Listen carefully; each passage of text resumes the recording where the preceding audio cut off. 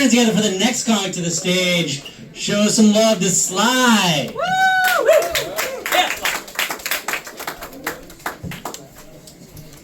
All right, how are you guys doing? All right, so I am excited to be back here. It's been a couple of years since I've been here. And, you know, I wasn't going to come back because Joey was such a, no, he was a really, really nice guy. And we should give him a round of applause for what they do here because it gives a great opportunity for people to be able to come out here and do what we do. So, yeah, come on. Thank you, thank you. All right, so the last time that I was here, I was a virgin. And so I didn't tell a lot of people at the time, and there's nothing wrong with being a virgin late in life. You know what I mean, right? No. And so right before I came up for my set, there was this lovely woman, looked like a nice Christian woman, and she said to me, you know, I was telling her about my set, and I told her I was going to be, you know, I was a little bit nervous. And she said to me, well, come over here, and I'm going to give you a little bit of a hug. So I figured it was going to be just like one of those little Christian hugs. And so I go over, I give her that little hug, and she pulls me in close. She grabs me, she breaks my head, she puts it on her bosoms. You know, when it's an older woman, it's the bosoms, it's not the breasts. And so she puts me in her bosoms, and I'm thinking, okay, well, this is just motherly love here. And then next thing I know, I felt her hand go sliding down the back of my thigh and touching my behind. And then I was like, oh, no. And then all of a sudden, she's like, And I'm like, oh, what am I in for right now? And then at that point, oh my God, I didn't know what to do, but I knew that I was in trouble. And so at that point, I just said, you know what? This is a good Christian woman, and I'm a virgin.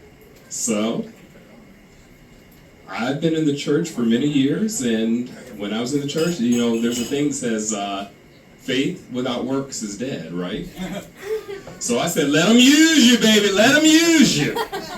So later that evening, when it was my time to come up, literally, we were spending some time and enjoying the evening, and then all of a sudden, I was like, okay, well now here's my time, because I got my clearance, and I'm ready to run up there and approach it forcefully. And then I get up there, and then I go to the left. And then I miss. So I backed up again. I said, I'm going to go to the right. And then I missed. I said, hold on. I'm going to have to do more than a visual approach here. I'm going to have to put my hands on so I make sure I get it right where I want it and nice and center. And I said, I looked in and I said, that's exactly where I want to be. And I'm going to get. And then I got there, and it was like a wonderful experience at that point, because then I was just relaxing and I was getting into my groove. And that was the first time that I did comedy at this comedy club here. So once I'm done here, I'm going to have to go hit the head because, you know, when you get a little bit nervous, you get a lot of urine that sometimes backs up. So I'm going to be going to the bathroom. But see, here's the problem. I don't like going into the bathroom because a lot of times when you're in the bathroom, there's some bathrooms where, you know, I don't know if you ladies know this or not, sometimes there's a little partition in between, sometimes there's not.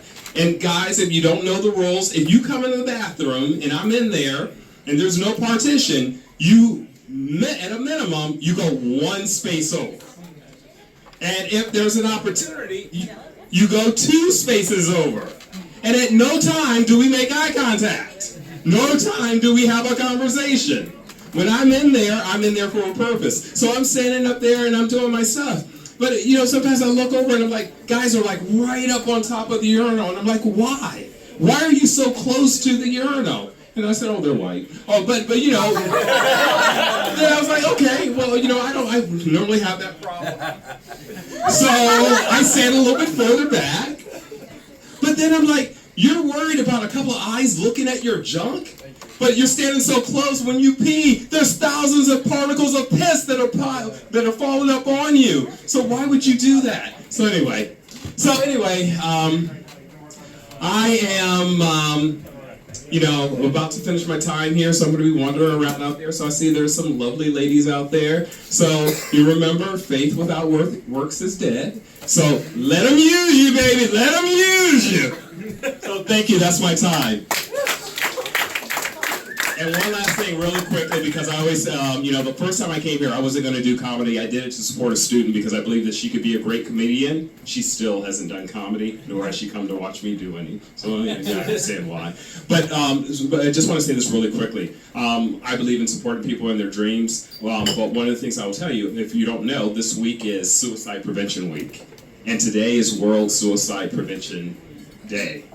And I just want to let you know, if you're going through any challenges, make sure you tell somebody, because I actually nearly ended my life in March 2014, and I am literally so happy to be here right now. And sometimes life can be tough, but find a way to laugh, smile. Joy can come again. If you trust the process, trust your family and your friends to support you, things can get better. So thank you very much, folks. Have a great night.